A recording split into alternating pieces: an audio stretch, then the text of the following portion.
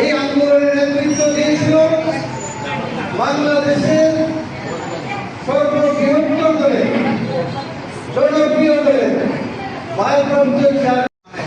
আপনারা একটি রাত্রের জন্য ঘর পাইতে পারেনি, 17টি বর্ষ আপনারা আন্দোলন কিন্তু আপনাদের ছেলের জন্য করেনি, আপনাদের ভাইয়ের জন্য করে নাই।